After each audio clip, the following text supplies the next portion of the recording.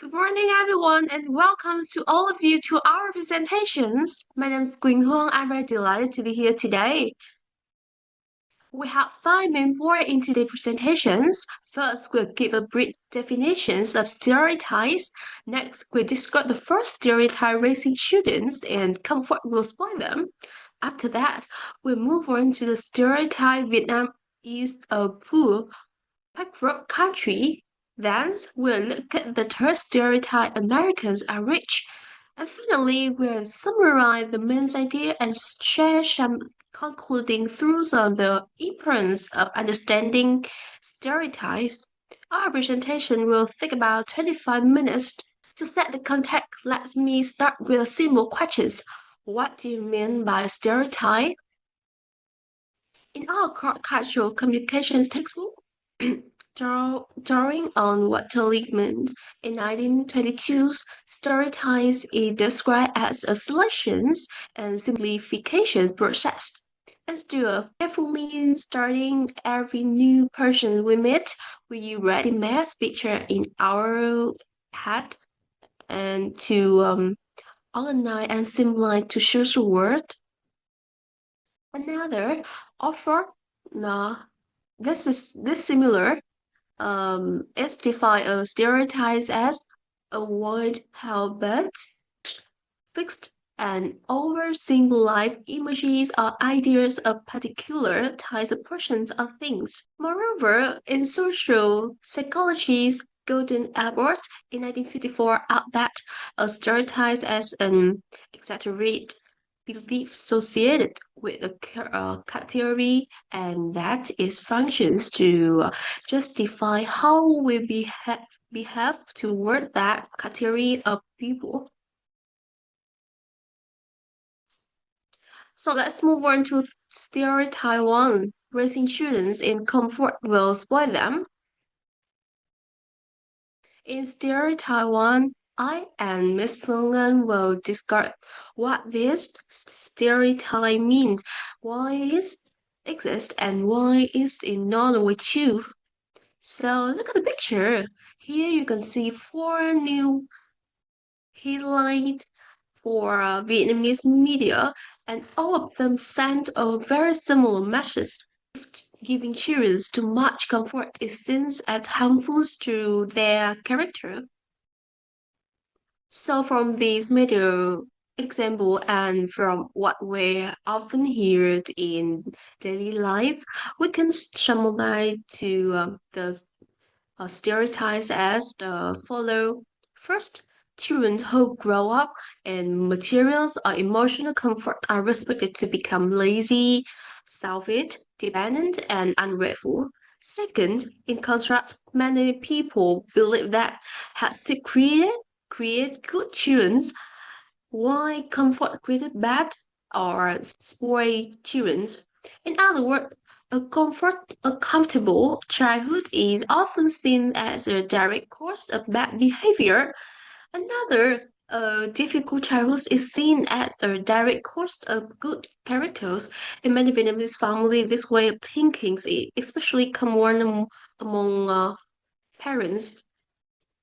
From perspective of cultural communications, which is the sentence nuôi con trong sung sướng, con sẽ hư, raising children in comfort will spoil them, as a stereotype. According to Liebman and Apport, stereotypes are widely shared fiction and oversimplified ideas about a group of people. This believe much the future. This is why share in Vietnam society. You can see in everyday talk, the fixed and also like it reduce a very conflict process of child development to a simple, familiar, comfort equal bad or hardship equal good. And it leads children who grow up in comfort to be just in one child way without considering other important factors such as their individual personal, educational background, or something like that. So look at the video, you can see this child is very young, But apparently being given access to expensive technology like laptops, smartphone, or smart watches. So, what do you think? Will this child be good or spoiled? So, in next part, my classmate will explain why this stereotype exists in Vietnamese cultures and why it is not our way too. Please, Phuong. Good morning, everyone. My name is Nguyen. So now I'll explain why this stereotype exists. In other words, I will discuss about origin of stereotype. Now, you can see it in the screen. In the past, Vietnam was mainly an agricultural society with difficult economic conditions. Children often had to help their family with household chores and farm work from a very early age. Because of it, parents taught children values such as endurance, diligence, and obedience. Leisure activities and material enjoyment were very limited, so comfort was not considered important. Over time, this created the belief that hardship helps children grow stronger. Another important reason comes from Vietnamese parent traumatic experiences. Many parents went through war, poverty, migration, and loss. The experiences made them place very high expectation on their children. They often used strict parental control because they strongly wanted their children to succeed and avoid the hardship that they themselves had suffered. As a result, comfort was sometimes seen as dangerous or unnecessary. Because of the historical and personal experiences, Chinese tried rearing practices emphasize raising children through hardship. Providing too much comfort was commonly believed to lead laziness or even moral decline. This belief became a deeply rooted stereotype in Vietnamese culture. However, this stereotype is not always true. First, indulgent parenting is different from raising children in comfort. Indulgent parenting means parents respond to all of their children's wishes, set very few demands, and provide little discipline. In contrast, raising children in comfort means caring for them, ensuring their basic needs, and creating a safe environment while still setting rules and expectations. Comfort does not mean a lack of guidance. Moreover, hardship or overly strict education does not guarantee that children will be better behaved. Harsh or very strict parenting can cause fear, anxiety, low self-confidence, and poor coping skills. Children may obey their parents, but often out of fear, and they may struggle to develop moral values and emotional control. Finally, positive parenting, also known as authoritative parenting, offers a balanced approach. It combines warmth and respect with clear rules and consistent guidance. This parenting style supports children's emotional stability, self-control, responsibility, social skills, and confidence. And in this environment, children can grow up in comfort while still learning independence and respecting boundaries. And according to the video that Quynh showed earlier, Chloe is only in primary school, right? But her mother was invented in many expensive items for her, such as a laptop, a phone, and a watch. Based on this stereotype, we might think that such a child would be spoiled, right? But it's not the case. Along with providing Chloe with comfortable life, her mother also sets clear rules and always stay involved in her life and support Chloe in her life. As a result, Chloe remained a behaved, caring, and hardworking student. She shows deep affection and always respect toward her mother. Thanks to her diligence and self-discipline, she has achieved many academic accomplishments and continued to develop both academically and emotionally. In conclusion, a child's behavior depends on many factors, not simple in material comfort. So now let's move on to the next stereotype by Thi Huong. Morning, everyone. My name is Linh. Today, I want to talk about common stereotype that Vietnam is poor and backward country, and I will explain what this stereotype means, why it still exists, and why it's not true. So now, let's watch video. 这么多年了，越南仍然是一个贫穷落后的国家，我不想来这里。Ôi trời ơi, bà nói như vậy. Người Trung Quốc hiểu nhầm Việt Nam chúng tôi sao? 不，这只是我一年前的想法。但是我来到越南之后啊，我看到这里，我想在这里定居。越南非常穷的形象，只是大局中的一个小角落。越南人其实要比我想象的更富有、更有包容性。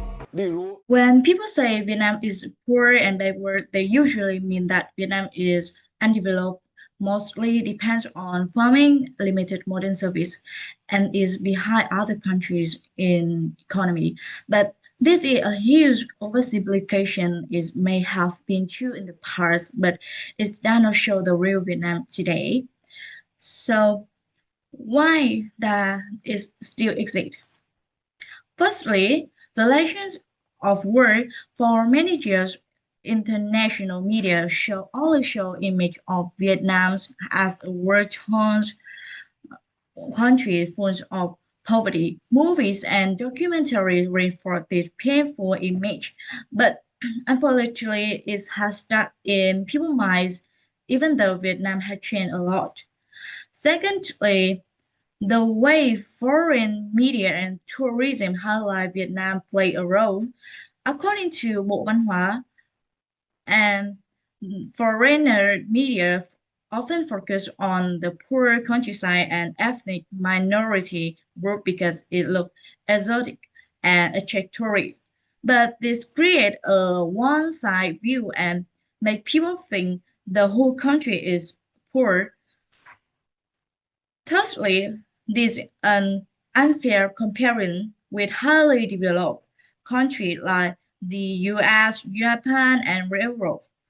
But Vietnam has only been unified for about 50 years and has started to develop later. So it's not fair to compare directly without knowing history and different situation, which give a distorted view. So now, look at why this stereotype is simply not true anymore. First, Vietnam is one of Asia's fastest growing economies. In 1994, the economy grew about 7% and foreign investment reached more than $31 billion. And the FDI inflow show Vietnam's global integration. This show Vietnam is becoming an important part of the world economy. Second, being poor does not mean being backward. Almost all houses in Vietnam have electricity now, compared to only 14% in 1993. More people have clean water, internet, and go to school, especially in the countryside. Primary school enrollment is at 98%, and sectors like highly tech agriculture and community tourism are growing, improving many lives. Thus, perspective within Vietnam vary widely. Urban residents experience modern infrastructure and global connectivity, so they find the stereotype unfair because their daily life reflect a fast developing modern social society. Rural communities acknowledge challenges but don't see themselves as backward. They are proud maintaining their cultural identity and work hard to improve their life. Young people are hopeful about 72% believe Vietnam's future will be much better. So, showing their strong connection to global change and hope for progress. Older people see that life is better now, especially in healthcare and the social stability of the government. Even foreigners living in Vietnam report high satisfaction with the cost of living, society life, social life, and friendliness of the people. They said Vietnam is the 13th happiest country, which further challenges the outdated stereotype. So now let's move on to the stereotype 3. Hello, my name is Thuy, and today I am going to talk about stereotype 3, American are rich. I will divide it into three main parts. The first part is about what the stereotype means. The second part is about why this stereotype exists. And the last part is about why it is not a way to. And I will present part 1 and part 2. So now let's start with the first part. The stereotypes American are rich means that many Vietnamese people believe that the whole of the United States is wealthy and prosperous, and that Americans generally have a richer life than people in many other countries. This belief often gives to the American dream the idea that anyone can achieve success and a better life in the US through hard work and determination. For example, according to a 2014 Pew Research Center survey, when asked which country is the world's leading economic power, 56% of Vietnamese responded to the United States, higher than Japan 14% or China 11%. Or an article about Vietnamese attitude shows that American life and culture are seen as a standard of success. You have to learn English, address like Americans, and think like Americans to be successful. And now we move on to the second part. Why the stereotype exists. I divide it into three main parts. The first part is the economic gap. The second part is the media influence. And the last one is immigrant success story. One main reason for this stereotype is the big economic gap between Vietnam and the United States. According to recent data, the US has a GDP per person of about $85,810, while Vietnam's is around $4,717. This means the average income in the US is more than 18 times higher than in Vietnam. Or with the current exchange rate of about 1 USD equal 26,340 Vietnam dong. The difference in income is very clear. Another reason is media influence. Many American movies and TV shows often show wealthy characters, luxury house, expensive car, and modern city. For example, Hollywood movies frequently take place in cities like New York, Los Angeles, or Miami, where characters live in high-rise apartments, work in high-paying jobs, and enjoy a comfortable lifestyle. In addition, American celebrities and influence on social media, such as Kylie Jenner and Kim Kardashians often share image of luxury, designer brands, and a successful career. The last reason is the success story of Vietnamese immigrants in the United States. For example, David Chen in Vietnam refugees produced reform foods and turned his sriracha hot sauce into a widely sourced brand. In addition, according to Pew Research Center, the median household income among Vietnamese Americans was about $81,000 in 2022, higher than the U.S. average. So these factors make many Vietnamese people believe that Americans are rich. So now let's move on to part 3 by Huong. Alright, thanks Minh Huệ. And hi, Mrs. Ngọc. I'm Thi Huong, and I will continue with the third stereotype. Americans are rich. Người Mỹ thì giàu by answering the question why it is not always true. And there are two main reasons for that. The first one is the existence of poverty, and the second one is severe income inequality in the US. And now we start with the first fact, also the first reason, the existence of poverty in the US.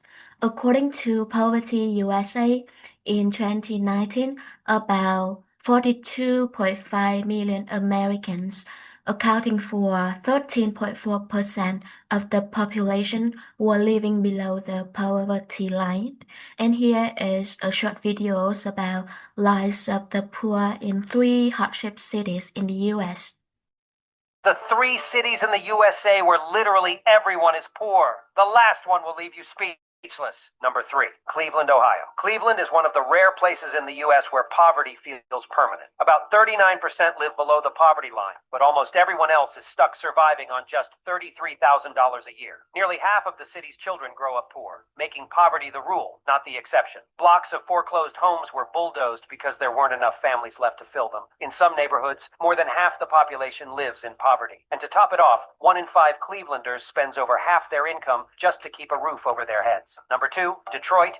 Yeah, and in addition, different races experience different poverty level. For example, Native Americans experience the highest poverty rate at 24.9%, followed by Black at 23%, Hispanic at 19.6%, White at 11.1%, and Asia at 10.9%. And moreover, according to statistics, in 2022, the US ranked the second highest among 38 OECD countries at the poverty rate with 18%. And OECDs. So what is the OECDs? It is an international organization, and it stands for Organization for Economic Cooperation and Development, and its members and key partners represent 80% of world trade. And now we'll move on to the second fact, the severe income inequality. According to inequality, the gaps in earnings between Americans is enormous and continue to widen. And that can be seen on the 2 charts here. The top 1% group earn over $3 million, which is 139 times higher than the bottom 20%, who only earned over $20,000, and especially the income of the 0.01% grew nearly 27 times faster than that of the bottom 20%. And now we come to the final part of our presentation, conclusion. In this part, I will cover two main points: the importance of challenging stereotypes and thinking objectively. And the second one is some key lessons learned from the project. And yeah, it is crucial and essential to challenge stereotypes and think and speak objectively, because by doing that, we humans will be able to find the nature and the realities of things and people. And once we have the better understanding of the nature and the reality, we as humans will be able to see things as they truly are and will be able to maintain a more objective and accurate perspective. And here are some key lessons that we learned from the project. The first one, the three stereotypes mentioned above are not entirely true. Raising children in comfort won't always spoil them, as children development is influenced by many factors, such as education, parenting style, personal values, etc. And Vietnam should not be viewed simply as a poor or backward country. Well, despite ongoing challenges, it is a developing nation that has made significant progress in various areas. And even a wealthy country such as the United States faces widespread poverty and severe income inequality. And last but not least, this is the most valuable lesson that we've learned. We've realized that all that glitter is not gold, therefore we shouldn't judge a book by its cover before we make any assumption or jump into conclusion.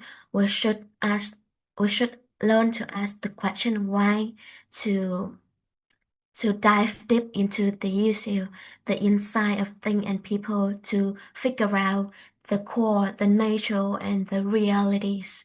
And that is the end of our presentation. And thank you so much for listening. Hope you have a good day.